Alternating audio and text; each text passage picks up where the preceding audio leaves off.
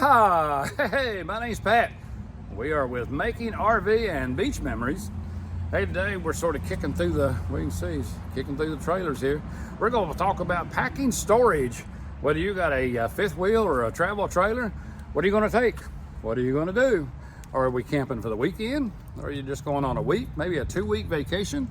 Or are you going to be a part-time full-timer? That's probably if you're going to go in the camper for 3 months, 4 months, 6 months.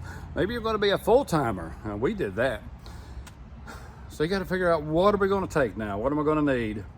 I know we're going to need lawn chairs. We're going to take beach towels. That'll go inside. Lawn chairs, I'll put them downstairs. You got to take a toolbox. What else are we going to take? Those are the things we got to make a list on. And some of the compartments are a little bit small. If you got a little small travel trailer, got to watch what you're going to take. So in this video, we're going to sort of go over what you can take, what you probably don't really need, how the best way to pack that under storage basement, or you just got a little cubby hole up in a travel trailer. Some of the things you probably hadn't thought about taking, but let's go over and let's pack that storage bin. Let's go camping. Oh, we're ready to go camping too. Okay, we got a travel trailer. Now remember, you got some things you can pack in the back of your truck, but a lot of things you're going to want to put up in that storage compartment. And those travel trailer storage compartments, they are so small. But we've got rugs, we've got power cords, we've got water hoses, water filters. You got your toolbox that you're going to want to take. You got extra extension cords, you got extra outdoor lights. Everything's got to go. And look here, there's your typical underfloor storage compartment in a travel trailer. That is tiny. So remember, everything you got to put in there you're going to want, you're going to need it, but how are you going to get it packed in there? Just have to sort of pick and choose what you think you're going to need and what you want to take with you that maybe that'll fit in the back of the truck. Maybe she can put it up in the camper. Everything can't go in the storage bin. What are we going to take? Only the important pieces that we want. Like again, you got wheel chocks, your water hoses, hopefully you'll have a surge protector, you got your water pressure regulator, your water filter. All of that's going to have to go up in that storage bin. This is the actual Sprinter travel trailer that we had, and that's my storage bin. You can see, like I said, I could never get my shoulders in it, so you really had to put everything in that you wanted to get too close, and everything in the middle was just emergency things that I knew it was in there. I had to crawl to get them. I actually made myself just a little plastic tub. I put on the end there, and I kept all my shore cord dog bones, my extra extension cords, and a few things in there that I could pull out. I could get a hold of it and then slide it right back in. The excellent idea that they've come up with now is one of the slide trays. This is an awesome idea. You could load that slide tray with everything and pull it right to you. Everything that's in the center will come out to you. So that would be easy. I wish I'd have had that in mind. Boy, I could have had everything come to me without trying to crawl up in there and slide it right out to me. Oh, look at the things you could pack in there. But really, you only want to take things with you camping that you're really basically going to need for the trip, unless you're going to be gone for a while. All right, warning, what you're about to see, do not do. Please don't do this to your storage compartment. See up in there, I'll give you a second to see if there's anything out of place. That's right, you see a sewer hose with no caps on it. That white hose, that's your drinking hose that'll plug right into your camper, so you can wash your dishes, you can shower, you can drink, brush your teeth, and it's piled right in there with the sewer hose. There's your shore power cord and the sewer bridge. Everything's all wrapped up in one. Don't do that. Don't do that.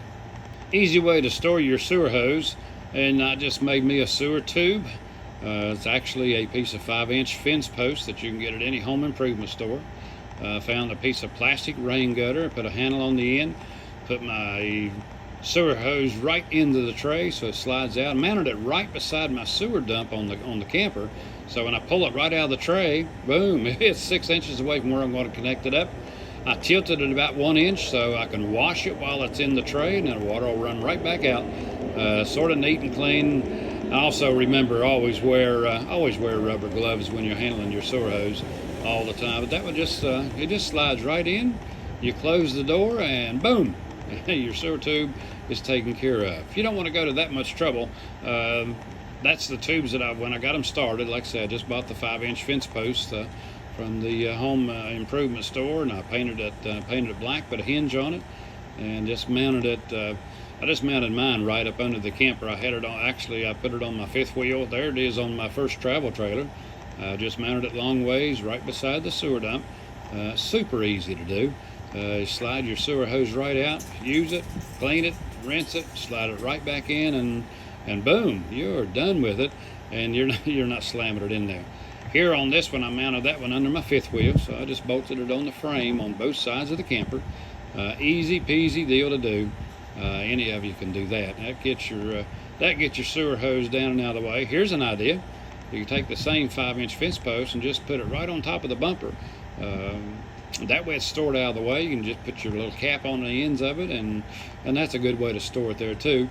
Thing I have seen, I don't want to do it, but there is one way to store it. They've got their caps on each end of the sewer hose, and they put it in a plastic tub and put the lid on it. Then I suppose they did put it in their storage compartment, so that's, I guess, one way to do it. I'm not in favor of it, but that's the way. Hey, how about knee knockers? Let's talk about knee knockers. I've been around the campground, see guys that leave their hitch head in the hitch of their truck, and that thing is covered in grease, and that will knock a shin bone. You'll limp for a couple days on vacation. You walk into that one. I got the idea of just mounting me a receptacle on the front tongue of my RV and bolted it up, and I just slide it right there. When I get ready, when I got there, I'd take the hitch head right out of the truck, slide it right up in the end, put me a lock pin through it, and no more knee knocking and no more ruining a good pair of jeans getting the grease all over them. And that was one way I got that figured out. Now let's talk about fifth wheels. That's what I had, and the storage compartment in the fifth wheel, you're going to see it is huge. In fact, they don't call them storage compartments in a fifth wheel. That's called a basement. Yeah, that's big. That's big enough to live in if you were small enough to walk around in it. A lot of storage room in the basement of a fifth wheel. So now you can expand a little bit more. What do you want to take with you? If you're a weekend or a week or two vacation camper, wow, well, you can take everything in there. Here's actually mine when we first got it, and we had planned, we'd done some vacationing on it, but I actually planned to do a full-time RV deal and live in our fifth wheel. So I had big plans on how I was going to change it around. I was going to put me some tools in there, so you'll see, added me a sheet of pegboard. Super easy to do, just bolted it right up. I had a lot of things. Well, like I said, I'm going to lose my shed and my garage, so I'm going to be living in it. I wanted a little place where I could still piddle with a few things that if I needed to, so I wanted to take some tools with me.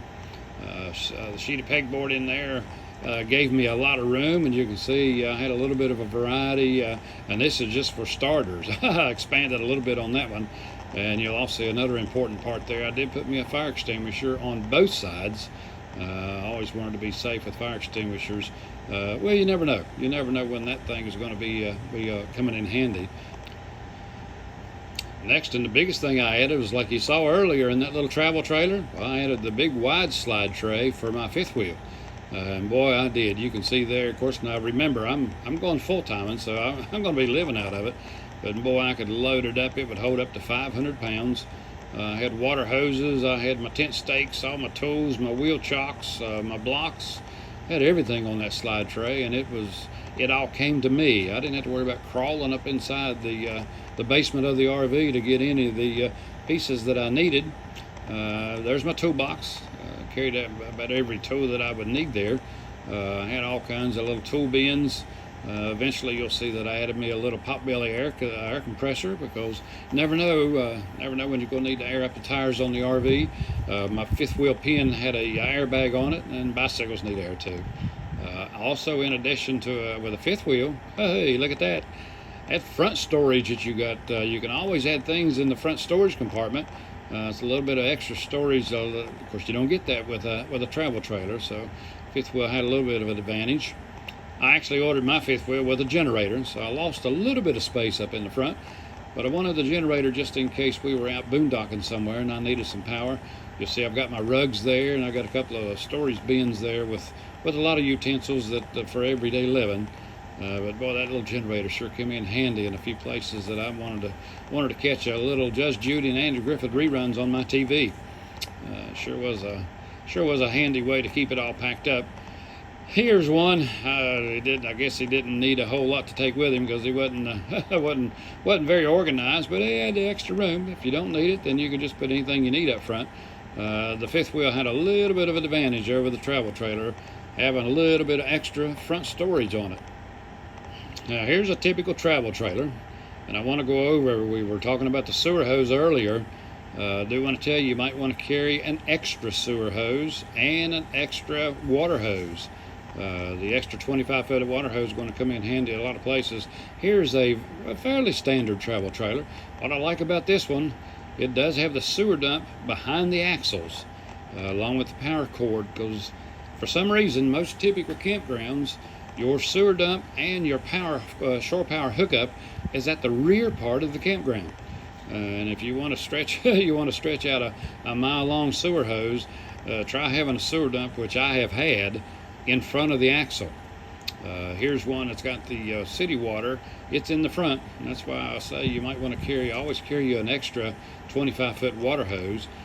This one also happened to get lucky enough. He's got the center part right over the axle there. He does have a shore power hookup, and then at the rear corner, he's got the sewer dump. So if the sewer dump at his particular camp spot's in the center, or if it's in the back, he's pretty much covered. I got lucky again here. Here's another one that's got it in the at the rear of the camper. This one you got to be careful. It's going to have its own pull-out cord. Most of them have at least 25 foot on the pull-out cord, but sometimes it's a little bit of a stretch. You almost have to check it before you actually unhook from the truck. Make sure you've got enough sewer and power cord to reach the shore power tops. This one also has your city water hookup on the side. Everything is on the left side, so in that left side of your storage compartment is where you want to have most everything to deal with that. Here's one I was going to refer to, sort of like mine on my Cedar Creek. It was the sewer dumps in front of the axle. So if you back into a camp spot and you've got a 36 to 40 foot fifth wheel, it's going to be way up there. There's your shore power cord on that one. A little bit different on a fifth wheel. Instead of have the outdoor water hookup, your fifth wheel is the water hookup's going to come right up through the floor, and then it'll plug right into the city water outlet right there. It'll be inside your basement door there.